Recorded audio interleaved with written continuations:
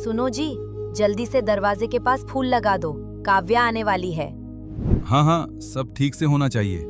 दामाद जी पहली बार आ रहे हैं, शहर के बड़े बिजनेसमैन हैं। माँ जी, मिठाई वाली प्लेट अलग रख दूं क्या, जो महंगी वाली लाई है? हाँ हाँ, वो सिर्फ काव्या और उसके पति के लिए, बाकी लोग तो कुछ भी खा लेंगे। तभी छोटा भाई अंदर आता है। माँ, सुमन दीदी भी आज ही आ रही है ना? हाँ, आ रही है, लेकिन उसके लिए इतनी तैयारी की क्या जरूरत है? देखा आपने, एक ही माँ, एक ही घर, लेकिन तैयारी अलग अलग। काव्या की एंट्री, बड़ी चमचमाती कार दरवाजे पर रुकती है। अरे देखो देखो, बड़ी गाड़ी आई है। महंगे कपड़ों में उतरती है, सोने के गहनों से लदी हुई। माँ दौड़ती हुई आती है। मेरी बिटिया आ गई। आओ दामाद जी, अंदर आइए, अंदर आइए।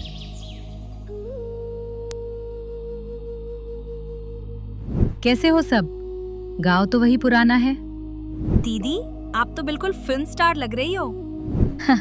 अरे अब शहर में रहते हैं तो थोड़ा स्टैंडर्ड तो रखना पड़ता है। और इसी वक्त गांव के दूसरे कोने पर एक पुरानी बस रुकती है। सुमन की एंट्री। बस से सुमन उतरती है, साधारण साड़ी, हाथ में छोटा सा बैग, उसके साथ उसका पति रमेश।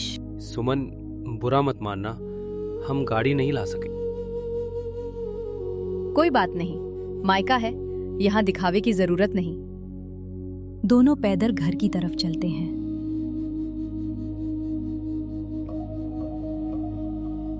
घर पहुंचते हैं, दरवाजे पर कोई नहीं।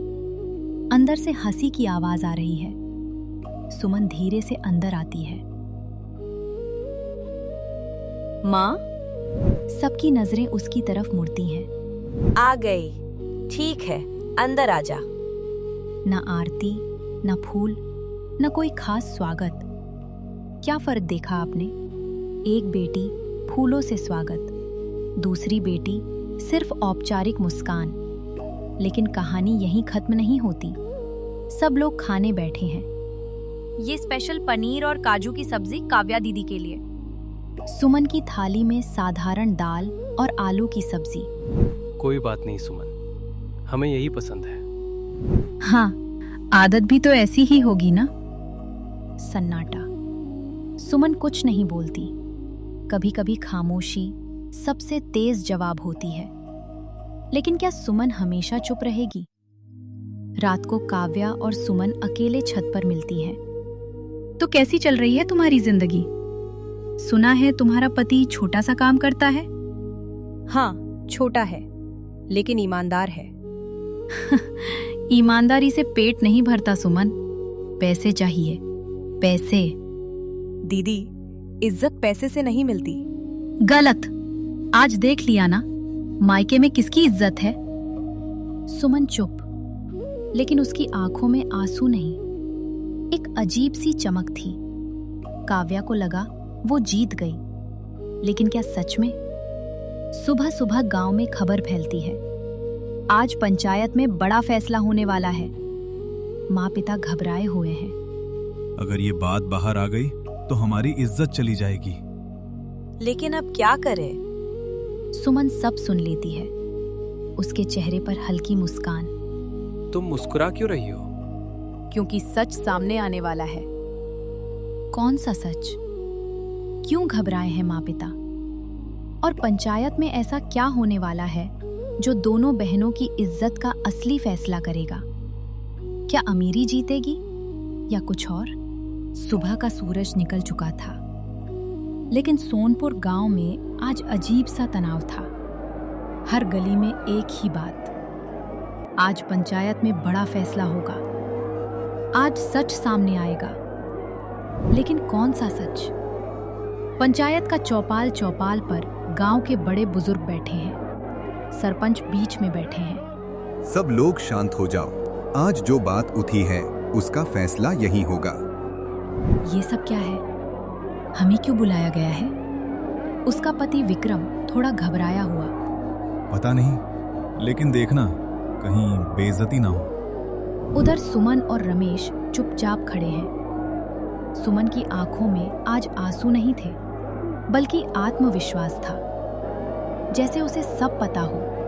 रामलाल जी, आपके ऊपर आरोप है कि आपने अपनी छोटी बेटी के हिस्से की जमीन बड़ी बेटी के नाम कर दी है। पूरा गांव हक्का बक्का। क्या सच में? छोटी बेटी का हक छीन लिया? माँ घबरा कर बोलती है। नहीं नहीं, ऐसा कुछ नहीं। तो ये कागज क्या कहते हैं? सन्नाटा। काव्या का गुस्सा। ये सब बकवास है। पापा ने जो किया सही किया। मैं ही इस घर की इज्जत हूं। सुमन पहली बार बोलती है। इज्जत पैसे से नहीं मिलती दीदी, हक से मिलती है। गांव वाले एक दूसरे को देखने लगते हैं। आज पहली बार सुमन की आवाज ऊंची थी। तभी भीड़ में से एक बुजुर्ग खड़े होते हैं। सरपंच जी, सच पूरा बताया नहीं गया। सब उनकी तरफ देखने लगते हैं। जमीन का असली मालिक अभी जिंदा है। सब चौंक जाते हैं। क्या मतलब? वो जमीन रामलाल की नहीं, उनकी दिवंगत पत्नी के नाम थी, और वसीयत में साफ लिखा है कि दोनों बेटियों को बराबर हिस्सा मिलेगा। माँ का चेहरा पीला पड़ जाता है। काव्या का पति विक्रम पसीना पोंछता है, लेकिन असली झटका अभी बाकी था। और ये भी पता चला है कि जमीन के कागज बदलवाने के लिए शहर से कोई आदमी आया था। सबकी नजरें विक्रम पर। दामाद जी, आप शहर में बड़े आदमी हैं ना? विक्रम हकलाने लगता है। नहीं, मैं सच बोल दीजिए जीजा जी। पूरा चौपाल शांत। सरपंच कागज दिखाते हैं। यहाँ साइन है विक्रम मल्होत्रा का। काव्या दंग रह जाती है। ये झूठ है। विक्रम ऐसा नहीं कर सकते। मैंने सब तुम्हारे लिए किया था। तुम्हें इस घर की इकलौती वारिस बनाना चाहता था। पूरा गांव शौक में। जिस इज्जत पर काव्या को गर्व था, वही आज उसके सामने सवाल बनकर खड़ी थी। सुमन का फैसला सरपंच पूछते हैं। सुमन, तुम्हारा क्या कहना है? सब सोच रहे थे कि वो बदला लेगी, लेकिन मुझे जमीन नहीं चाहिए। पूरा चौपाल चौंक जाता है। मुझे सिर्फ मेरा सम्मान चाहिए। माँ की आंखों से आंसू निकल आते हैं। क्या सच में सुमन इतनी सीधी है, या उसके पास कोई और योजना है? सबसे बड़ा ट्विस्ट तभी रमेश आगे आता है। सरपंच जी, मैं एक बात बताना चाहता हूँ। सब उसकी तरफ देखते हैं। मैं गरीब जरूर हूँ, लेकिन बेवकूफ नहीं। मैंने ये सब पहले ही समझ लिया था। वो जेब से एक फाइल निकालता है। ये शहर के बैंक के कागज है। विक्रम जी पर करोड़ों का कर्ज है। काव्या के पैरों तले जमीन खिसक जाती है। और ये जमीन हड़प कर वो उसे बेचकर कर्ज चुकाना चाहते थे। पूरा गांव शोर मचाने लगता है। जिस अमीरी पर काव्या को घमंड था, वो असल में कर्ज के सहारे खड़ी थी। इज्जत का फैसला सरपंच उठते हैं। आज फैसला साफ है। जमीन बराबर बटेगी, और जिसने धोखा दिया है उस पर कानूनी कार्रवाई होगी। विक्रम गुस्से में चला जाता है। काव्या रोने लगती है। भावनात्मक मोड़। काव्या सुमन के सामने आती है। मैंने तुम्हारा मजाक उड़ाया, तुम्हें नीचा दिखाया। सुमन चुप रहती है। क्या तुम मुझे माफ कर दोगी? सन्नाटा। पंचायत का फैसला हो चुका था। गांव वालों ने अपनी आंखों से देखा। अमीरी की चमक कैसे एक पल में फीकी पड़ जाती है। लेकिन कुछ लोग हार को हार मान लेते हैं, और कुछ लोग हार के बाद सबसे खतरनाक हो जाते हैं। विक्रम दूसरा वाला इंसान था। रात का सन्नाटा, रात गहरी हो चुकी थी। काव्या अपने मायके के कमरे में बैठी रो रही थी। तुमने मुझसे झूठ क्यों बोला विक्रम? कर्ज था तो बताया क्यों नहीं? क्योंकि तुम सच सुनने की हालत में नहीं थी। तुम्हें सिर्फ दिखावा चाहिए था, इज्जत चाहिए थी। तो तुमने मेरा इस्तेमाल किया। विक्रम मुड़ता है। अभी खेल खत्म नहीं हुआ है काव्या। सन्नाटा। काव्या डर जाती है। ये वही आदमी था जो सुबह तक सबके सामने शर्मिंदा खड़ा था, लेकिन उसकी आंखों में हार नहीं, कुछ और था। विक्रम बाहर आंगन में जाता है, फोन निकालता है। काम जल्दी करना होगा। हाँ, वही पुरानी फाइल निकालो। अगर वो कागज सामने आ गए तो पूरा खेल पलट जाएगा। दूसरी तरफ कौन था? क्या था वो कागज? उधर सुमन छत पर खड़ी आसमान देख रही थी। रमेश आता है। तुम्हें भी लग रहा है बात खत्म नहीं हुई? हाँ, विक्रम इतनी आसानी से चुप नहीं बैठेगा। रमेश एक पल चुप रहता है, फिर धीरे से बोलता है। एक बात मैं तुमसे छुपा रहा था। सुमन चौंकती है। क्या? रमेश जेब से एक पुराना लिफाफा निकालता है। ये तुम्हारी माँ की असली वसीयत की कॉपी है। सुमन के हाथ कांपने लगते हैं। क्या?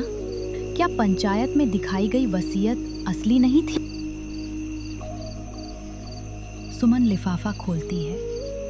उसमें लिखा था, मेरी बड़ी बेटी काव्या को मैं माफ करती हूँ, लेकिन मेरी छोटी बेटी सुमन ही इस घर की असली वारिस होगी, क्योंकि वही इस घर को संभाल सकती है। सुमन की आंखें भर जाती हैं। माँ ने ये कभी बताया क्यों नहीं? रमेश गहरी सांस लेता है।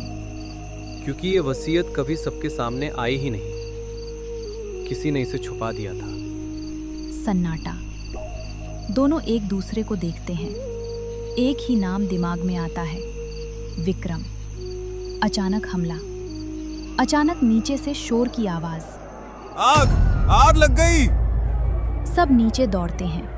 आंगन के कोने में रखे पुराने कागज जल रहे थे। वो वही जगह थी जहां घर के सारे दस्तावेज रखे जाते थे।